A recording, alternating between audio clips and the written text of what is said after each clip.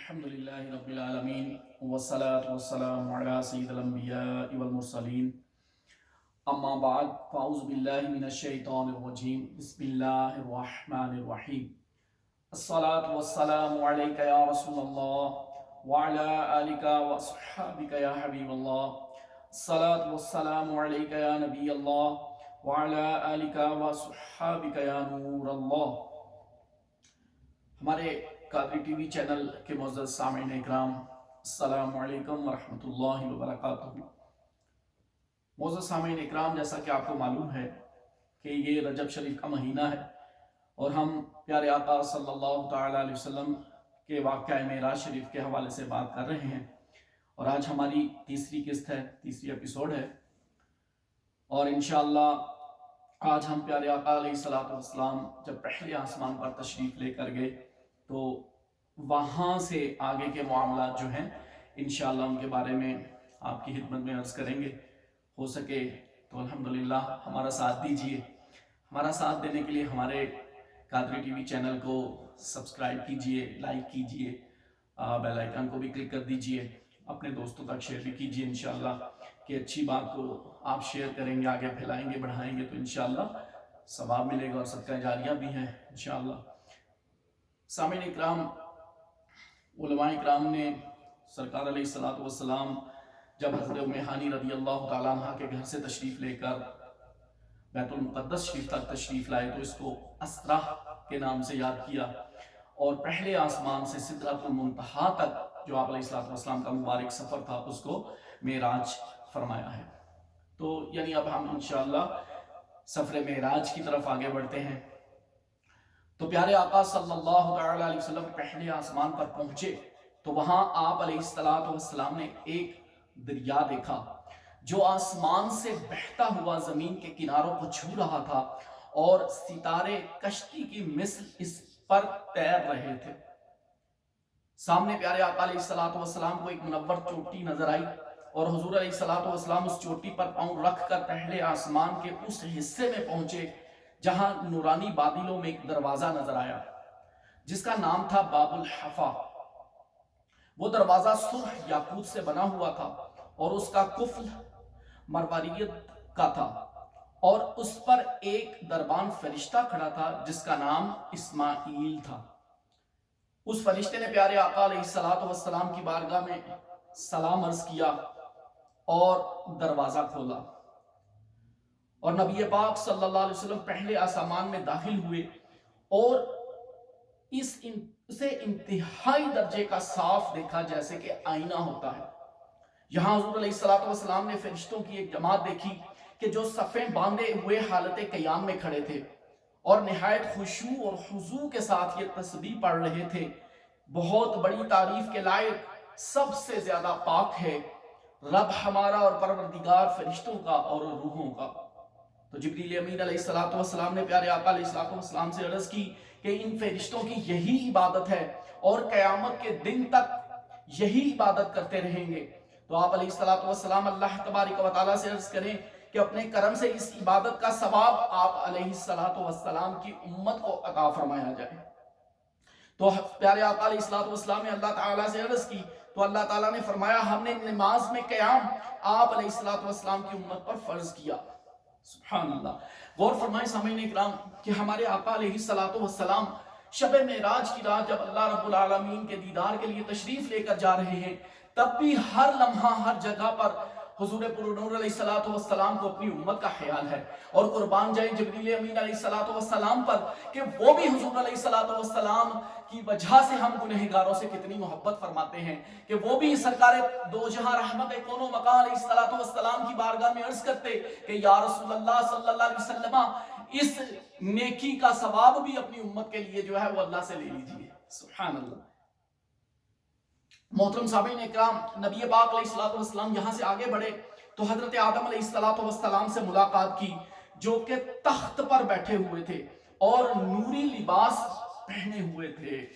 سبحان اللہ. اللہ تبارک و تعالیٰ نے حکم فرمایا ہے کہ فرشتے ان روحوں کو جو دنیا سے واپس جاتی ہیں حضرت آدم علیہ الصلوۃ والسلام کے سامنے لائیں. چنانچہ جب آپ کے سامنے کسی مومن کی روح آتی ہے تو تو آپ خوش ہو کر فرماتے ہیں کہ یہ پاک روح پاک بدن سے ہے، اور اللہ تعالیٰ سے اس روح کے واسطے بخشش اور رحمت طلب کرتے ہیں۔ سبحان اللہ۔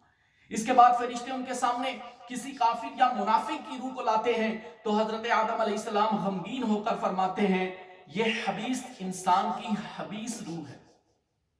اسی اثنا میں سرکار علیہ السلام نے دو دروازے دیکھے، ایک حضرت آدم علیہ السلام کے دائیں طرف اور دوسرا بائیں طرف تھا۔ دائیں طرف کے دروازے سے خوشبو آ رہی تھی اور بائیں طرف کے دروازے سے بدبو آ رہی تھی۔ جب حضرت آدم علیہ السلام دائیں طرف دروازے کو دیکھتے تو ہنستے تھے اور جب بائیں طرف دیکھتے تو روتے تھے۔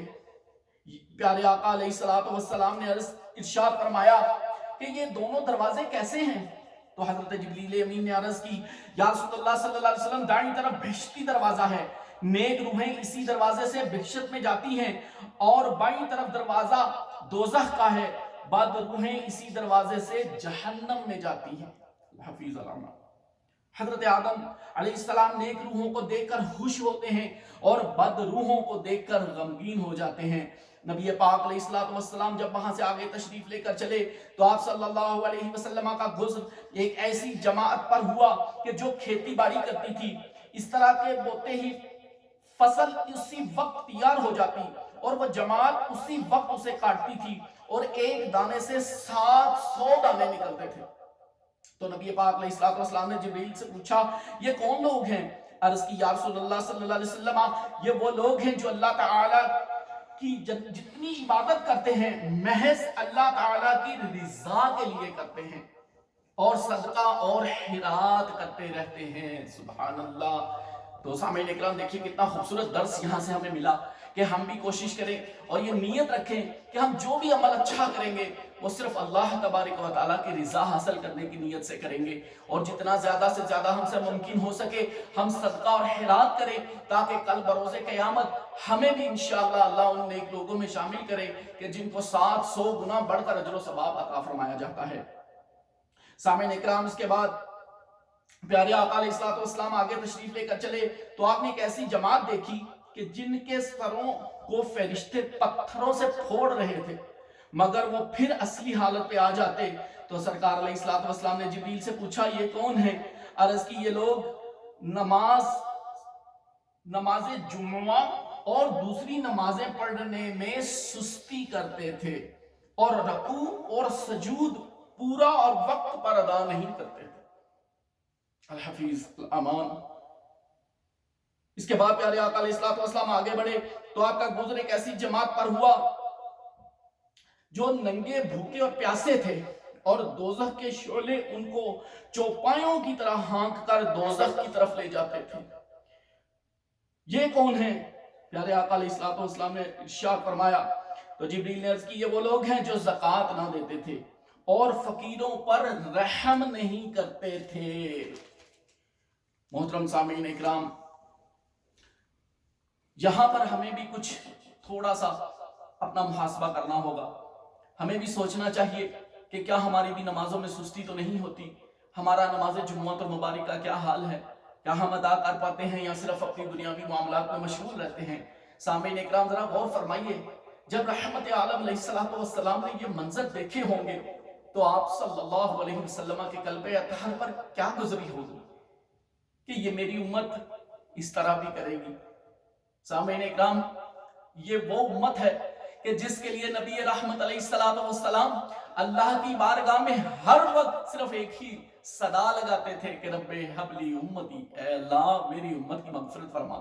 تو اے امتیوں، کیا ہمارا حق نہیں بنتا کہ ہم بھی اپنے آقا مدینے والے مصطفیٰ جان رحمت صلی اللہ علیہ وسلم کو خوش کرنے کا باعث بن جائے؟ ہماری تھوڑی سی کوشش سے، تھوڑی سی توجہ سے اللہ کے محبوب علیہ السلام اگر راضی ہو گئے تو یقیناً اللہ تبارک و تعالیٰ بھی راضی ہو جائے گا، اور اللہ رب العالمین کی رضا کی صورت میں انشاءاللہ ہمیں جنت الفردوس عطا کی جائے گی انشاءاللہ۔ سامعین اکرام، اس کے بعد پیارے آقا علیہ السلام ایک ایسی جگہ جماعت پر سے گزر ہوا کہ جن کے آگے تمام نعمتیں رکھی تھیں اور دوسری طرف تھوڑا سا مردار گوشت رکھا تھا۔ وہ لوگ اس مردار گوشت کو کھاتے لیکن پاکیزہ نعمتوں کی طرف توجہ نہ دیتے تھے۔ فرمایا یہ کون لوگ ہیں؟ عرض کی گئی یہ برے مرد اور بری عورتیں ہیں جنہوں نے زندگیوں میں برائیاں کی تھیں۔ یہاں سے آگے تشریف لے کر چلے تو آپ علیہ السلام نے ایسے لوگوں کو دیکھا جو آگ کی سولیوں پر لٹک رہے تھے، اور ان سولیوں کے نوکیلے پنجے تھے جو سولیوں پر لٹکے ہوئے لوگوں کے جسموں میں دھنستے ہوئے جاتے تھے، اور یہ سولیاں ایک راستے میں گڑی ہوئی تھی۔ تو جبریل نے نبی پاک علیہ السلام سے عرض کی کہ یہ وہ لوگ ہیں جو راہ چلتے لوگوں کو تکلیف پہنچاتے تھے، ان کو گالیاں دیتے تھے، ان کی ہنسی اڑاتے تھے۔ سامعین اکرام غور فرمائیے، کیا ہماری زندگیوں کا بھی یہ معمول تو نہیں کہ ہم بھی مسلمانوں کی دل آزاری کا باعث بنتے ہوں، ان کا ہنسی اور مذاق اڑاتے ہوں؟ خدا را اگر ایسا کیا ہے تو ابھی موقع ہے، توبہ کر لیجئے۔ ابھی اللہ نے ہماری سانسیں چلا رکھی ہیں، تو موت سے پہلے توبہ کا دروازہ کھلا ہے۔ آئیے توبہ کر لیجئے سچے دل سے اللہ کی بارگاہ میں کہ اللہ رب العالمین کل بروز قیامت اپنے فرائض تو معاف فرما دے گا، مگر اپنے بندوں کے حقوق اس وقت تک معاف نہیں کرے گا جب تک بندے معاف نہ کر دیں۔ سامعین اکرام غور فرمائیے اور توجہ کیجئے، اگر ہم سے ایسا سرزد ہوا ہے تو آئیے سچے دل سے توبہ کیے لیتے ہیں اور ان لوگوں سے اپنے حقوق معاف کروا لیں کہ جن کی ہم نے دل آزاری کی ہو، جن کا ہم نے مذاق اڑایا ہو، یا کسی طرح سے بھی ان کو ہم نے تکلیف دی ہو، تاکہ اس سے پہلے کہ ہمیں اٹھا کر جہنم میں ڈال دیا جائے، کیوں نہ ہم سچے دل سے توبہ کر کے تو سرکار صلی اللہ علیہ وسلم کی خوشی کا باعث بن جائے انشاءاللہ۔ اس کے بعد سامعین اکرام پیارے آقا علیہ السلام آگے بڑھے تو دیکھا کہ ایک شخص نے اپنی پیٹھ پر اتنا بوجھ اٹھایا ہوا تھا کہ اس میں ہلنے جلنے کی بھی طاقت نہ تھی، مگر وہ کہے جا رہا تھا کہ اس پر اور بوجھ رکھ دیا جائے، چنانچہ اس پر مزید بوجھ رکھا جا رہا تھا۔ تو جبریل نے پیارے آقا علیہ السلام کے استفسار پر عرض کی یہ اس شخص کی مثال ہے جو امانت میں خیانت کرتا ہے، اور باوجود اس کے کہ اس پر لوگوں کے حقوق کا اتنا بوجھ ہے کہ وہ اس بوجھ میں مزید اضافہ کرتا چلا جاتا ہے۔ یہاں سے آگے بڑھے تو پیارے آقا علیہ السلام نے ایک ایسی قوم کو دیکھا کہ اس کے لوگوں کی زبانوں کو فرشتے آگ کی کینچیوں سے کاٹ رہے تھے، اور وہ فوراً اپنی اصلی حالت پر آ جاتی تھی اور فرشتے پھر ان کو کاٹ دیتے تھے۔ جبریل نے پیارے آقا صلی اللہ علیہ وسلم کے استفسار پر عرض کی یہ وہ لوگ ہیں جو بادشاہوں کے دربار میں جاتے ہیں اور ان کی بے جا تعریف و توصیف کرتے ہیں اور ان کو ظلم اور ناانصافی کرنے سے روکتے نہیں ہیں۔ تھوڑی دور آگے چلے تو پیارے محبوب علیہ السلام نے دیکھا ایک گروہ کو بڑی سخت سزا دی جا رہی تھی، ان کے بدن کا گوشت کاٹ کر ان کو کھانے کو دیا جاتا تھا کہ وہ اپنا ہی گوشت کھائیں۔ یہ لوگ چغل خور تھے، پیٹھ پیچھے لوگوں کی غیبت کرنے والے تھے۔ الحفیظ الامان۔ محترم سامعین اکرام آئیے سچے دل سے ان گناہوں سے بھی توبہ کیجئے۔ اگر ہم نے مسلمانوں کی چغل خوری اور غیبت کی ہے تو اس سے پہلے کہ ہمارے ساتھ یہ کچھ کیا جائے توبہ کر لیجئے۔ ابھی توبہ کا دروازہ کھلا ہے کہ موت سے پہلے انسان کے لیے توبہ کا دروازہ کھلا ہوا ہے۔ توبہ کر کے رب العالمین عز و جل کو راضی کر لیجئے، محبوب پاک صاحب اللہ صلی اللہ علیہ وسلم کو خوش کر لیجئے کہ انشاءاللہ ان کی خوشی کی وجہ سے ہمیں اللہ تعالی ہر قسم کے عذاب سے محفوظ رکھے گا انشاءاللہ۔ محترم سامعین اکرام آگے چل کر پیارے آقا علیہ السلام نے ایسے لوگ دیکھے کہ جن کے منہ کالے تھے، آنکھیں نیلی تھیں، ان کے نچلے ہونٹ ان کے قدموں کے نیچے پڑے تھے اور اوپر کے ہونٹ سر پر پیپ اور خون ان کے منہ سے جاری تھا اور ان کو گندا خون پینے کو دیا جاتا تھا۔ جبریل نے نبی پاک علیہ السلام سے عرض کی کہ آپ علیہ السلام کی امت کے شرابی لوگ ہیں۔ الحفیظ الامان۔ ان کے بعد پیارے آقا علیہ السلام نے ایک ایسی قوم دیکھی کہ ان کی زبانیں گدی کے پیچھے کھچی ہوئی تھی اور صورتیں مسح ہو کر خنزیری شکل بن گئے تھے۔ ان کو اوپر سے بھی عذاب دیا جا رہا تھا اور نیچے سے بھی۔ یہ لوگ تھے جو جھوٹی گواہی دیا کرتے تھے۔ یہاں سے آگے بڑھے تو ایک ایسی قوم کے لوگ دیکھے کہ جن کے پیٹ سوجے ہوئے تھے، ان کے رنگ زرد تھے، ان کی گردنوں میں لوہے کے توق پڑے تھے اور زنجیریں ان کے ہاتھوں اور پاؤں میں پڑی ہوئی تھی۔ یہ سود خور لوگ تھے اور خون چوسنے والے لوگ تھے۔ یا حضور علیہ الصلوۃ والسلام یہاں سے آگے بڑھے تو ایک ایسی قوم کو لوگوں کو دیکھا کہ جن کو آگ میں سرخ کی ہوئی چھریوں کے ساتھ ذبح کیا جاتا تھا اور ان سے سیاہ خون بہتا تھا اور وہ پھر زندہ ہوتے، ان کو پھر ذبح کیا جاتا۔ یہ وہ لوگ تھے جو ناحق مومنوں کا خون بہاتے تھے۔ اس کے بعد پیارے آقا صلی اللہ علیہ وسلم نے ایسی عورتیں دیکھی کہ جن کے منہ کالے کیے ہوئے تھے، آنکھیں ان کی زرد تھیں، آگ کا لباس پہنا ہوا تھا اور فرشتے ان کو آگ کی گرزوں سے سخت سزا دے رہے تھے اور وہ کتے کی طرح آوازیں نکالتی تھی۔ یہ وہ عورتیں تھیں جنہوں نے اپنے حامدوں کو تکلیف دی اور ستایا۔ پیارے آقا علیہ السلام آگے بڑھے تو ایسے لوگوں کا گروہ دیکھا جو آگ کے جنگل میں قید تھے، آگ ان کو جلاتی تھی اور جب وہ جل کر کوئلہ ہو جاتے تو پھر پیدا کیے جاتے اور پھر جلائے جاتے۔ یہ ماں باپ کے نافرمان لوگ تھے۔ سامعین اکرام غور کیجئے کہ والدین کی نافرمانی کتنا سخت گناہ ہے، اور اس کے بارے میں تو قرآن پاک میں اللہ رب العالمین نے صاف الفاظ میں فرما دیا وَبِالْوَالِدَيْنِ احسان، ماں باپ کے ساتھ احسان کرو، ان کے ساتھ بھلائی کرو۔ سامعین اکرام، ہمارے قادری ٹی وی چینل کے معزز سامعین اکرام غور کیجئے، especially youngsters, I would like to make request to all of you, please do care of your parents as well. It's obligatory for all of us. You have to know, how big sin is that Allah subhanahu wa ta'ala will never forgive to that person who will disobey to the parents. We must have to take care of them, especially when they are getting older. At that age, when they really require us, we must have to take care of them no matter what. Sometimes might be the things are harsh, but we have to obey them. We have to take care of them. It's our moral duty. It's obligatory to all the Muslims. We have to. As Prophet sallallahu alaihi wasallam said, if I would have, my parents would call me, I will leave the salat and go and listen to them.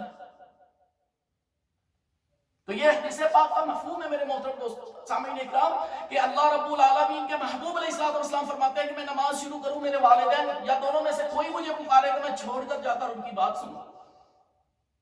قربان جائیں، سرکار صلی اللہ علیہ وسلم کتنی بڑی ہستی ہو کر ماں باپ کا ادب کس حد تک فرمانے کا فرما رہے ہیں، تو اور ہم اپنے ماں باپ کو جو بوڑھے ہوں ان کو ان کے حال پر چھوڑ دیں تو اس سے بڑی بدنصیبی ہماری کیا ہو سکتی ہے کہ جن کے ماں باپ ناراض ہو گئے، خدا کی قسم اللہ بھی ان سے کبھی راضی نہیں ہوگا، نبی پاک بھی صلی اللہ علیہ وسلم ان سے کبھی راضی نہیں ہوں گے۔ اس لیے خاص طور پر ہمارے کینیڈا میں رہنے والے سامعین اکرام، میری آپ سب سے ریکویسٹ ہے کہ اپنے ماں باپ کا خیال کیجئے اس سے پہلے کہ موت آ لے اور وہ اس دنیا جہان فانی سے ہم سے ناراض چلے گئے۔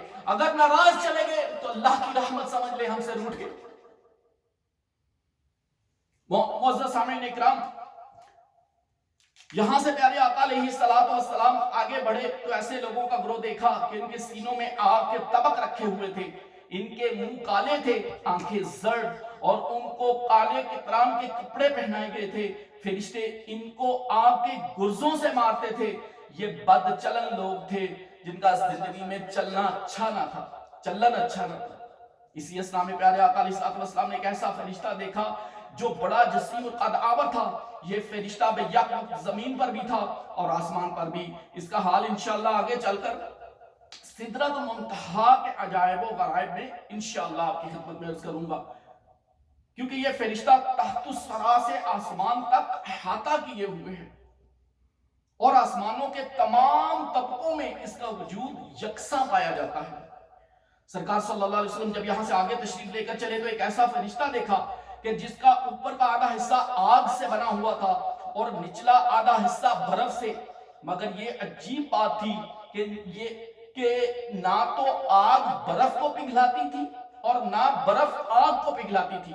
تو رسول اللہ صلی اللہ علیہ وسلم نے جبریل امین سے فرمایا، جبریل یہ کون ہے، یہ فرشتہ کون ہے؟